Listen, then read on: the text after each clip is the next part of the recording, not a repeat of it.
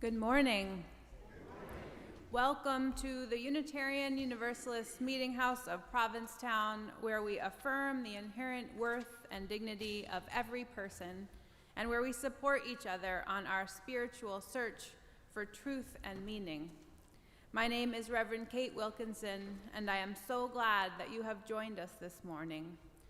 Welcome to those of you in the room, and welcome also to those of you joining us online via our live stream. Today is Flower Communion Sunday, which means that we will be creating a beautiful communal bouquet a little later in today's service.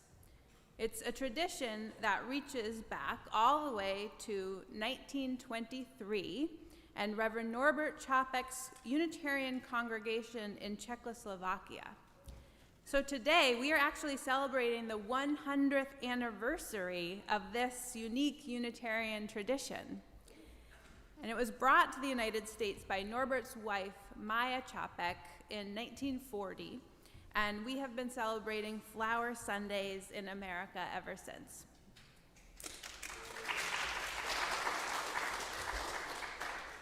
I will be telling you much more extensively about it later in the service, but I'm glad you're as excited as I am. Some of you may be visiting for the first time today or did not know about today's Flower Communion. If you did not bring a flower today, do not despair. Others have brought extra flowers, and they are in a vase in the hall outside the sanctuary, so feel free to grab one and keep it with you at your seat until our ritual happens. We invite everyone to partake in the ceremony. In my first few years in ministry, I used to fret about having enough flowers on hand, but through some miracle, similar to the story of the loaves and fishes, there are always enough flowers for Flower Communion, and I do not even worry anymore. This is the grace of our faith community. But before we continue our Flower Communion service today, we have just a few announcements to share. You might have noticed an installation art piece set up on the stage in Acker Bosworth Hall downstairs. This is by Meetinghouse member Myra Cooey. Will you give a wave?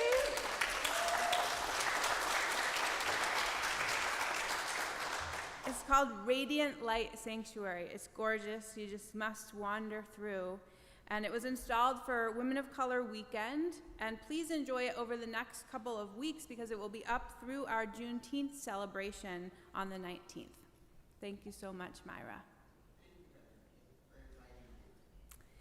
Also downstairs in Acker Bosworth Hall after today's service is pancake breakfast.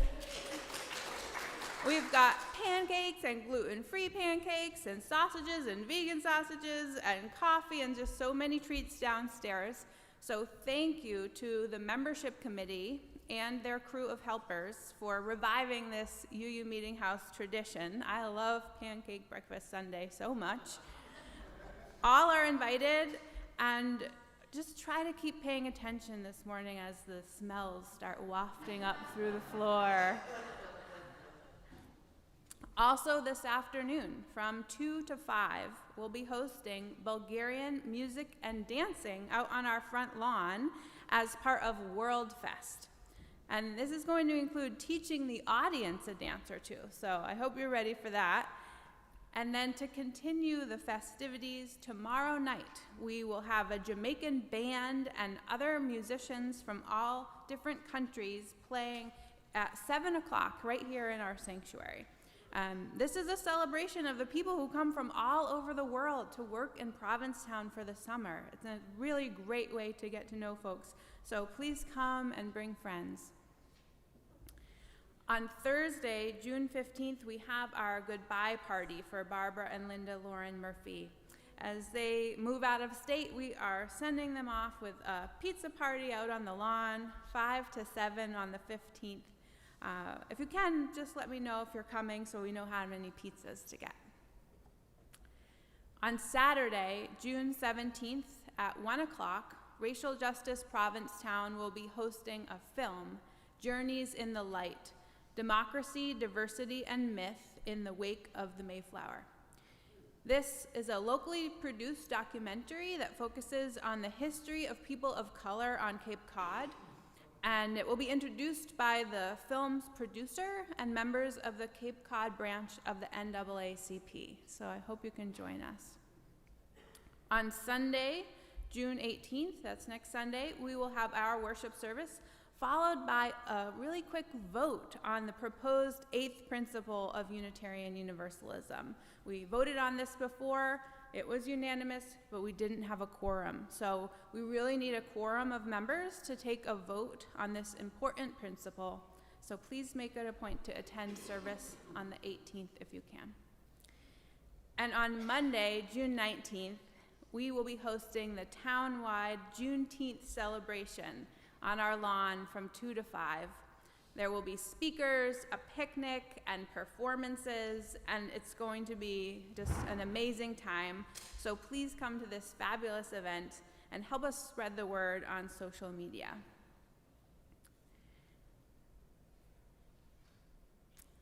Let's continue the service by saying our affirmation. And I will say a line and you can say it back to me, but it's also printed on these purple laminated cards that you can find in your pews. So I will say a line, you can say it back to me. Love is the spirit of this meeting house. Love is the spirit of this meeting house. This is our great covenant. This is our great covenant. To dwell together in peace. To dwell together in peace. To seek the truth in love. And to help one another. And now, as we light our chalice here in the sanctuary, I invite those of you who are watching from home to light a candle wherever you are. And in that way, we can feel connected even while we are apart. This morning, I invite Shar and Michelle to light our chalice for us.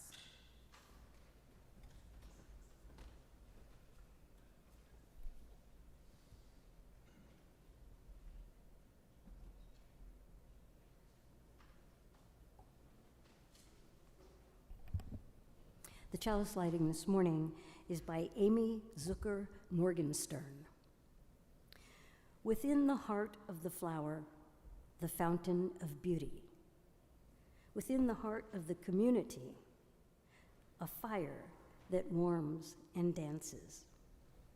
Within the heart of each of us, a spark of the spirit of life. Holy, holy, holy.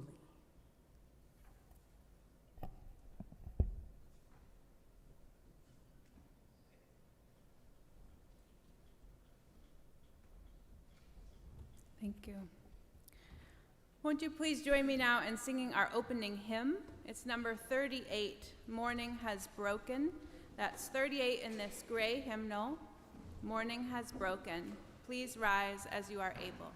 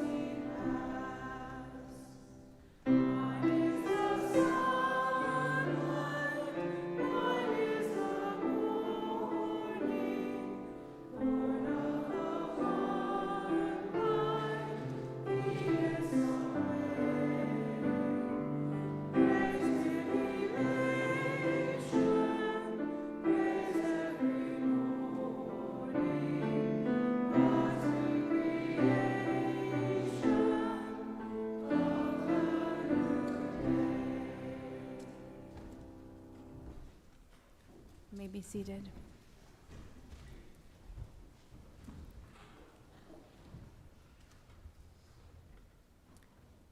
Please join us now in a time of meditation and prayer. During this time or at any time during the service, you are welcome to light a silent candle at the table to the right of the pulpit, and there is a journal there to record your thoughts and prayers. After the meditation, we will sing together Spirit of Life, which is hymn number 123. You can also find the words to this song printed on the other side of that purple laminated card in your pew. Our prayer this morning is by Reverend Norbert Chapek, founder of Flower Communion, who I will be telling you more about in a few minutes. He was writing this prayer for his liberal Protestant congregation in Prague in the days leading up to World War II.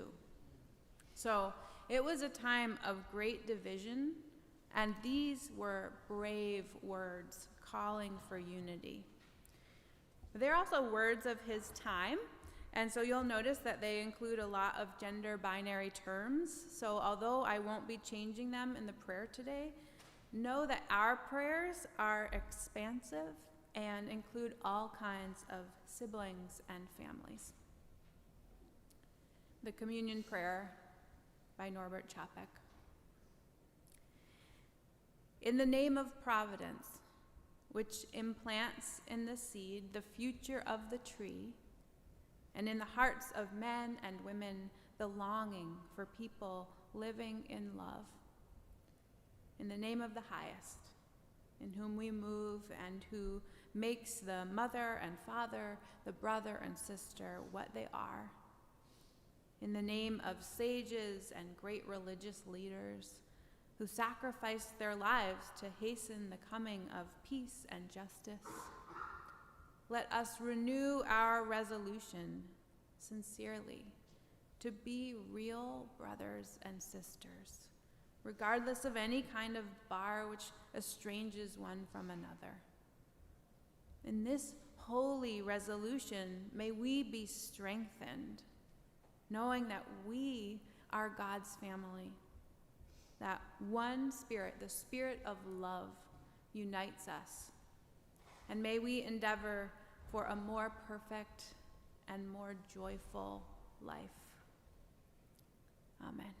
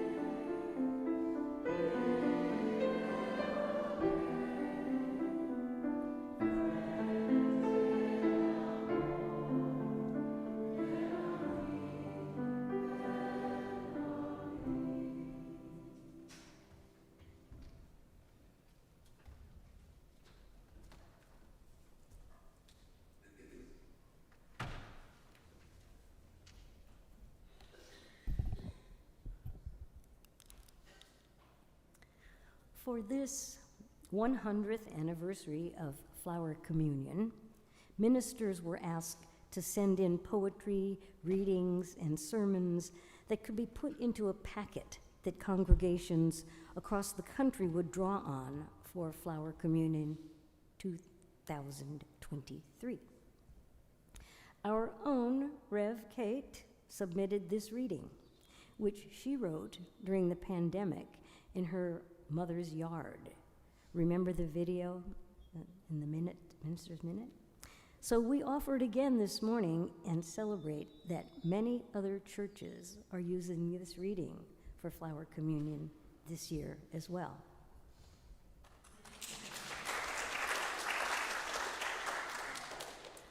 A Conversation Amongst the Flowers by Rev. Kate Wilkinson. One day, two little girls stood side by side looking at the garden, which was in full bloom.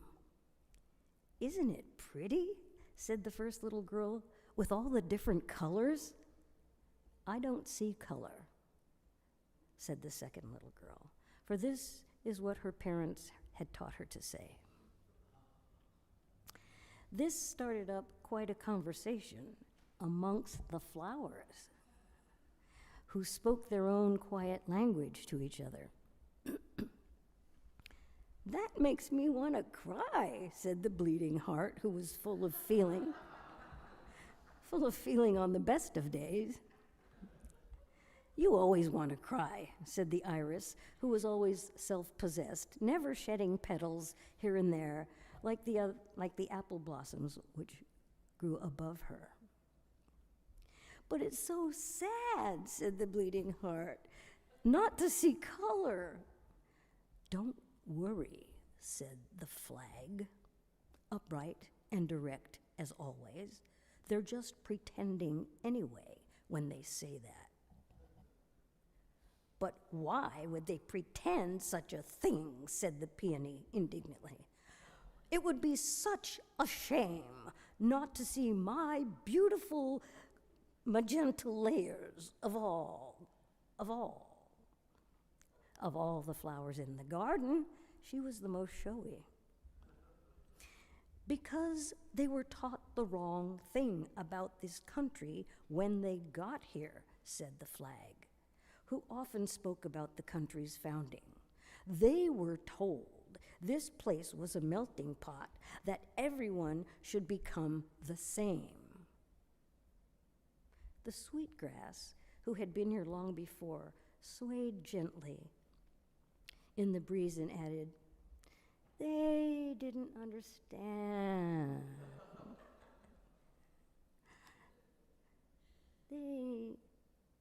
This land is a garden, that we each add beauty with our different colors and shapes and sizes." "Well, I certainly do," said the peony, ever confident.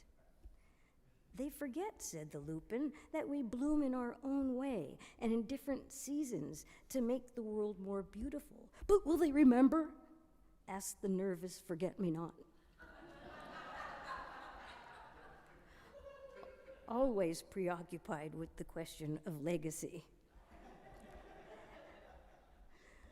"That's why we're here," remarked the daisy, who, though humble, knew the power of a simple gesture, having once been placed in the barrel of a gun to proclaim peace. "That's why we're here, to remind them."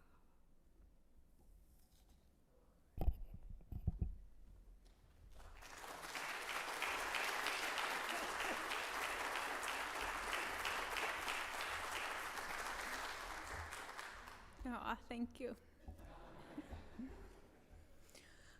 Please won't you join me now in singing another one of my favorite hymns, number 21, "For the Beauty of the Earth."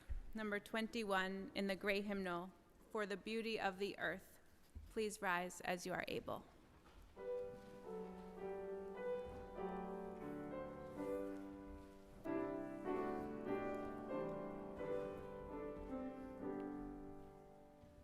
For the beauty of the earth,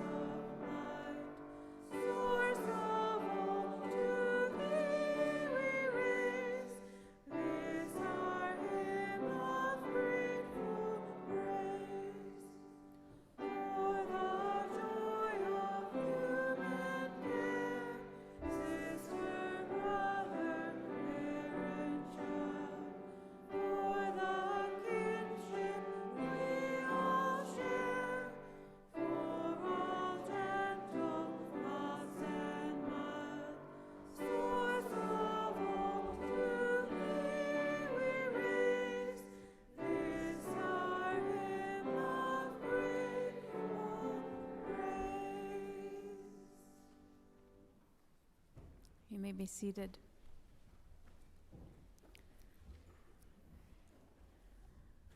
Now is the time when we take a collection for the ongoing support of this Meetinghouse and our shared ministry. As we enjoy a musical reflection by our choir, we welcome your donations here in the sanctuary or online through our PayPal or Venmo. And you can find that information on our website, uumh.org. Those of you who are here in person can find QR codes on little laminated cards in your pews. I invite 4 volunteer ushers forward, any 4 of you who'd like to take up our collection. On and off-site, your offerings will now be gratefully received.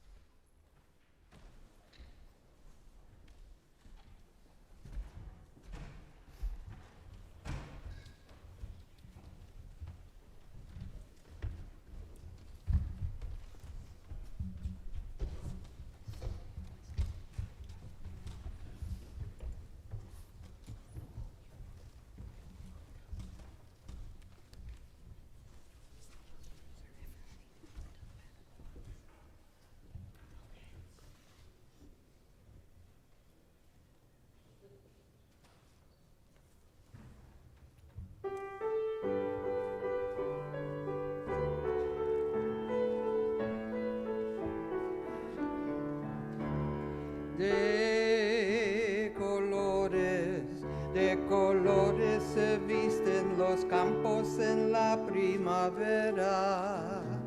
De colores son los pajaritos que vienen de afuera. De colores el arco iris que vemos lucir. Y por eso los grandes amores con muchos colores me gustan a mí.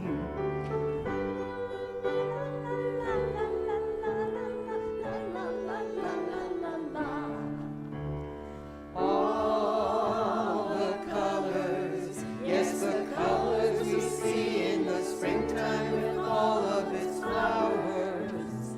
All the colors, when the sunlight shines out through a rift in the cloud and it showers. All the colors, as a rainbow appears when a storm cloud is touched by the sun.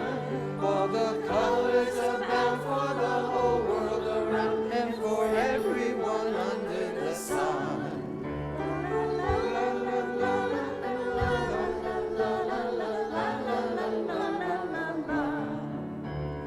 All the colors, yes, the colors of people parading on by with their banners. All the colors, yes, the colors of pennants and streamers and plumes and bandanas. All the colors, yes, the colors of people now taking their place in the sun. All the colors abound for the whole world around and for everyone under the sun. La la la la la la la la la la la la la la la la la. All the colors, yes, the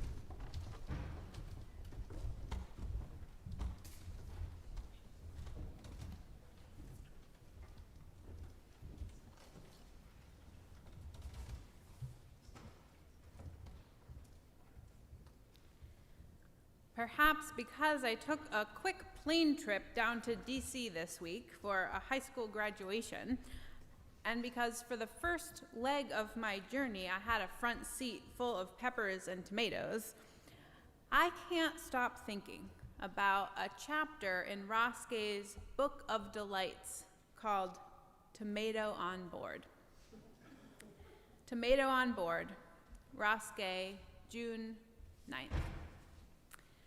What you don't know until you carry a tomato seedling through the airport and onto a plane is that carrying a tomato seedling through the airport and onto a plane will make people smile at you, almost like you're carrying a baby, a quiet baby. I did not know this until today, carrying my little tomato about 3 or 4 inches high in its 4-inch plastic starter pot, which my friend Michael gave to me, smirking about how I was going to get it home. Something about this at first felt naughty, not comparing a tomato to a baby, but carrying the tomato onto the plane. And so I slid the thing into my bag while going through security, which made them pull the bag for inspection. When the security guy saw it was a tomato, he smiled and said, "I don't know how to check this. Have a good day." But I quickly realized that one of its stems, which I almost wrote as arms, was broken from the jostling, and it only had 4 of them, so I decided I'd better just carry it out in the open. And the shower of love began. Before boarding the final leg of my flight, one of the workers said, "Nice tomato," which I don't think was a come-on. And the flight attendant asked about the tomato at least 5 times. Not an exaggeration. Every time calling it my tomato. "Where's my tomato? How's my tomato? You didn't lose my tomato, did you?" She even directed me to an open seat in the exit row. "Why don't you guys go sit there and stretch out?"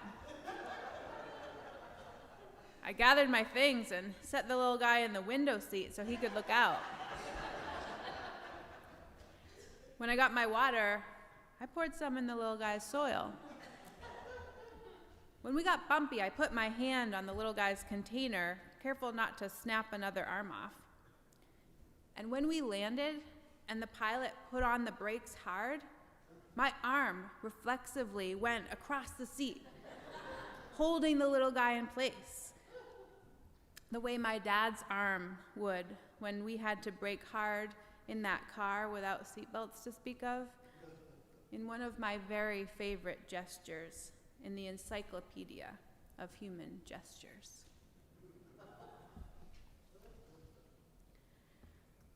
Ross Gay is a Black American poet, writer, and gardener.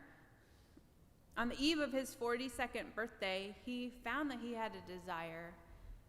He wanted to be softer in a world so ready to sharpen us and make us hard. When things feel bleak, it can be all the more important to seek out and recognize joy. So he spent his 42nd year writing an essay every day about something delightful. Nicknames, fireflies, tomatoes on board. He collected about 100 of those essays in the Book of Delights. When he first began the project, he thought that maybe some days it was going to be hard to find something delightful. He lives in the real world, after all. He lives in the real world as a Black man. He thought on some days he would have to scrounge for delights. But what he found a couple of weeks in was that the discipline or practice of writing these essays occasioned a kind of delight radar. Or maybe it was more like the development of a delight muscle. Something that implies that the more you study delight, the more delight there is to study. I felt my life to be more full, he says. not without sorrow or fear or pain or loss, but more full of delight. I also learned this year, he says, that my delight grows much like love and joy when I share it. I became acutely aware that delight is sort of a manifestation of interdependence. One of the projects of the book, he says, is allowing oneself to be moved. And he says that one of the studies in the book is that to be moved is to be connected.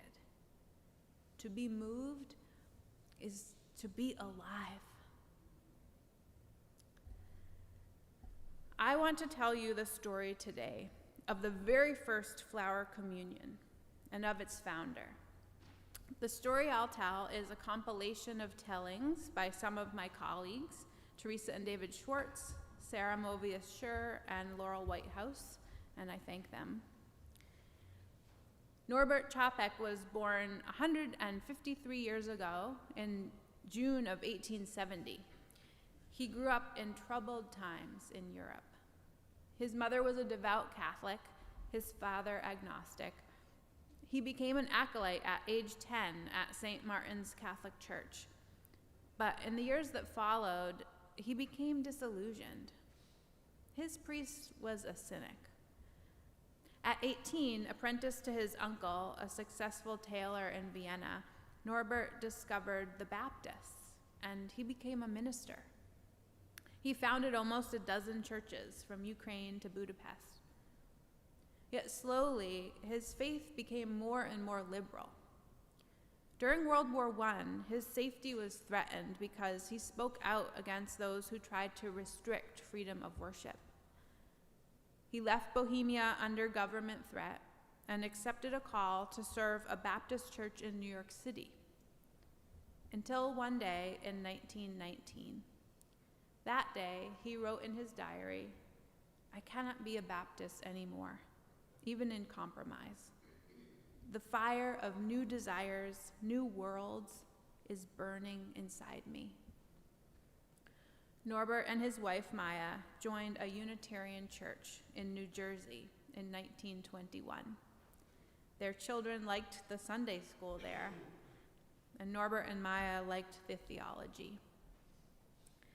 When World War I ended, his home country now independent, he and Maya returned home to Czechoslovakia. He founded the Prague Liberal Religious Fellowship, a Unitarian congregation. In just 20 years, his church had 3,200 members. The war, though, had left many miseries and a hard life for the people of Prague. Families had been broken up, businesses had been ruined, and many of his congregants didn't have enough money to make ends meet. Czechs had traditionally been staunch supporters of religious freedom, but during the many years of German rule, they had been forced to practice Catholicism.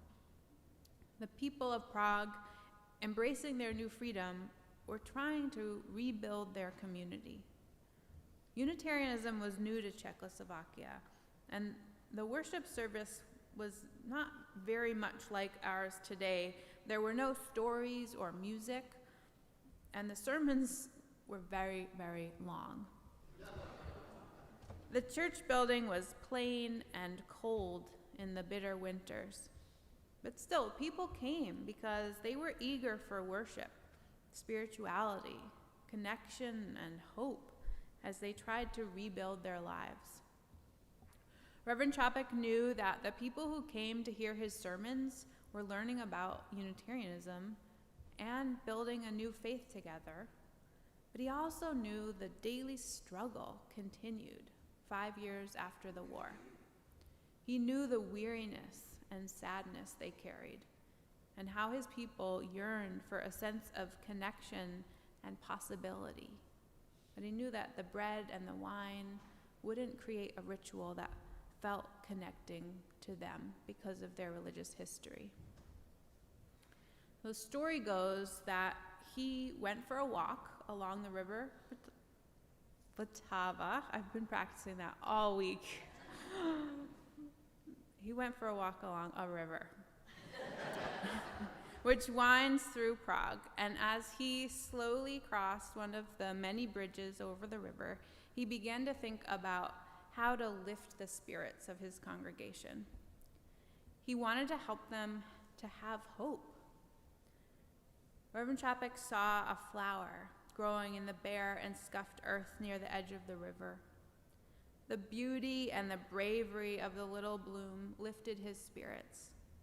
And he wanted to share that uplifted feeling with his congregation. But how? His church had no altar flowers or gardens around it. Reverend Chapek thought and thought as he walked, but he just didn't have any ideas about how to share the feeling that the flower had given him. He came to a small child from his congregation and ran into them, and the child smiled at him and held out a flower for him to take. And Reverend Norbert smiled back with a happy heart and realized in that moment how to spread this warm feeling with his church members. It was spring, and there were flowers growing everywhere in Prague, in the parks, along the river, even in the rubble still left from the war. Reverend Norbert spread word to his congregation to bring a flower to the worship service that next Sunday. And everyone did show up with a flower. There were stems of white, daisy-like chamomile, yellow, many-petaled leopard's bane, the bright pink rockets of cyclamen, plump yellow clusters of primroses, deep blue gentians, pinky purple pasque flower, and of course, many roses, which are the national flower of Czechoslovakia. So on June 4th, 1923, the day after Norbert's 53rd birthday, that plain church was bursting with colorful clusters of flowers, each uniquely beautiful. And the uniquely beautiful faces of the congregants were also bursting with smiles of warmth and hope as they felt the powerful forces of growth and possibility in nature and in each other. Reverend Norbert Chapek called that feeling the hidden cry for harmony with the infinite. The hidden cry for harmony with the infinite. At the end of the service that day, they were given a flower to take home.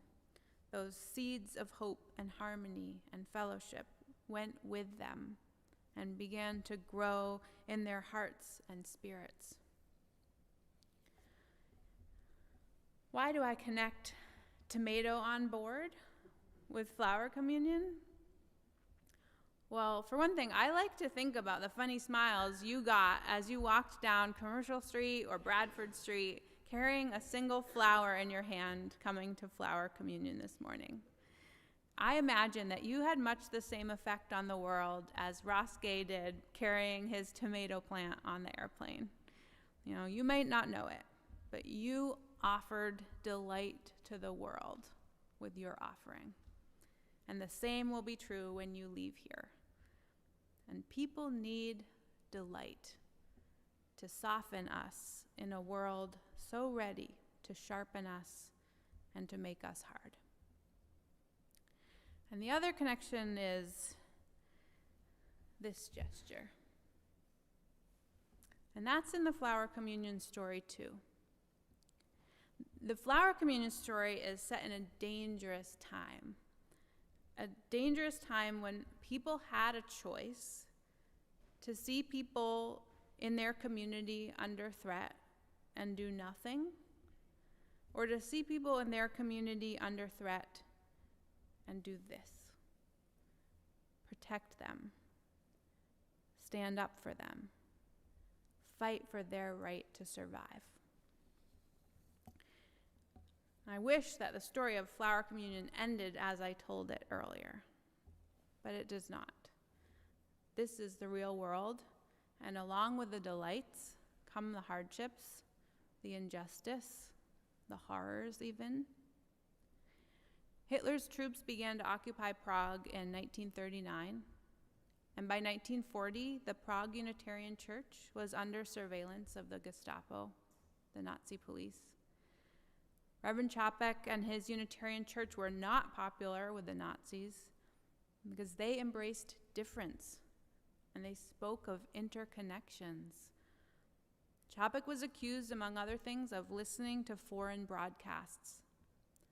Nazi court records state that Chapek was too dangerous to the Reich for him to be allowed to live. In 1942, Norbert Chapek was taken to Dachau concentration camp. There, facing starvation and torture, he held a flower ceremony with his fellow prisoners, finding whatever flowers they could among the weeds of the camp. They testified to a beauty larger than themselves and a love that would outlive them. Reverend Chapek died in the gas chambers that same year. We Unitarian Universalists, like so many other religious groups, have religious martyrs who died for their faith.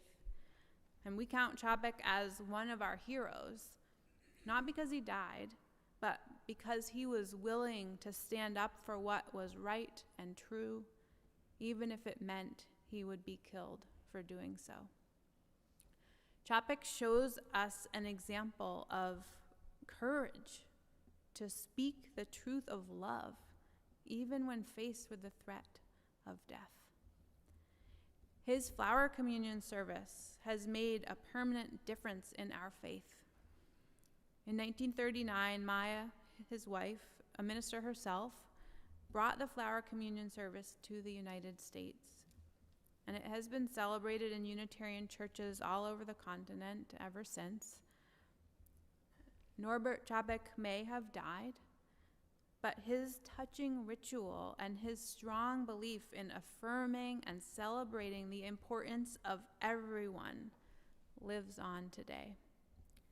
Chapek's message lives on in this very service as we celebrate our flower communion. What we are about to do is not a historical reenactment of something over and done, but an affirmation of our continuity with generations of struggle for ever-widening liberty. This flower ceremony, lovely though it is, isn't a diversion from ugly reality, but a gentle fierceness which proclaims that in the midst of sinister days, there is always beauty. We are here not to recall something that happened, but to remember something that is happening. Reverend Norbert Chapek lived in a dangerous time, and he died because he did this. He said, "You will not harm my beloveds." And they are all my beloveds. We also live in such a time. The choice is ours if we will do nothing, say nothing, or if we will stick up for our beloveds. So let our gathered bouquet be a reminder to us how much more beautiful we are when we stick together. In a moment, I will invite you to bring your flower forward and place it in one of our vases on the altar to create our communal bouquet. And anyone who has difficulty moving about, you can either give your flower to someone else to bring forward or just come right up here any old way and cut right to the front of the line. We won't mind. But others, let's begin with this side of the congregation from the front to the back. And then this center aisle can join by going to the back and coming around. So we're kind of making a loop, and you can return to your seats using the center and far aisles. And folks at home, you can enjoy watching this ritual. And at the end of it, I am going to put a bunch of flowers into the vases for you so that you are also included today. So let us begin.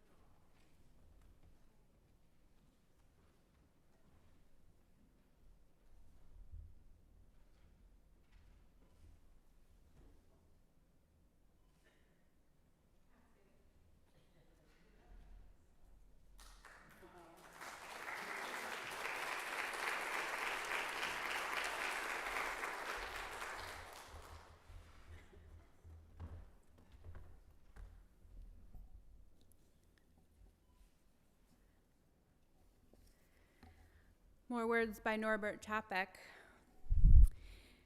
Infinite Spirit of life, we ask thy blessings on these, thy messengers of fellowship and love.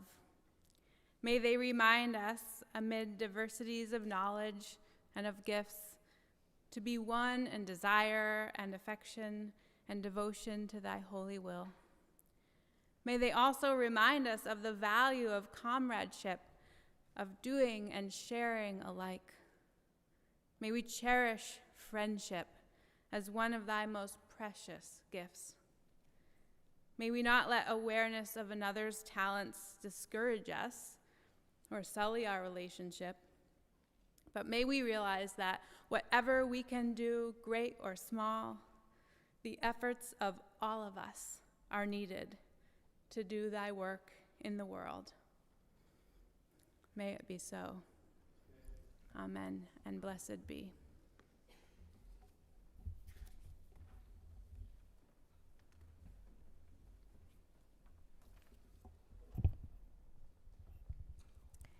It has become our practice to pose a question based on the theme of the service each week. It can be a topic of sharing at coffee hour or breakfast today, or with friends during the week. And if you'd like to delve deeper into the topic, we invite you to our midweek Zoom coffee hour on Tuesday at 5 p.m. Let us know if you need that link. Our question for this week is, what is something that delighted you this week? What is something that delighted you this week?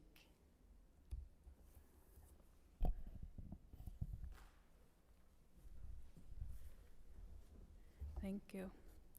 During the postlude, which is the closing music, I will ask members of our worship committee and anyone who served as an usher today to come up and take a vase of flowers to hand out to the congregation. Each of you will receive a flower from our communal bouquet, hopefully a different flower than the one you came in with. You have gifts to offer this gathered company, and you have gifts to receive. I'll end with these closing words by one of our favorite poets, Lynn Unger. What a gathering. The purple tongues of iris licking out at spikes of lupin, the orange crepe skirts of poppies lifting over buttercup and daisy. Who can be grim in the face of such abundance? There is nothing to compare, no need for beauty to compete. The voluptuous rhododendron and the plain grass are equally filled with themselves, equally declare the miracles of color and form. This is what community looks like. This vibrant jostle, stem by stem, declaring the marvelous joining. This is the face of communion. The incarnation once more gracefully resurrected from winter. Hold these things together in your sight. Purple, crimson, magenta, blue. You will be feasting on this long after the flowers are gone. Go in peace.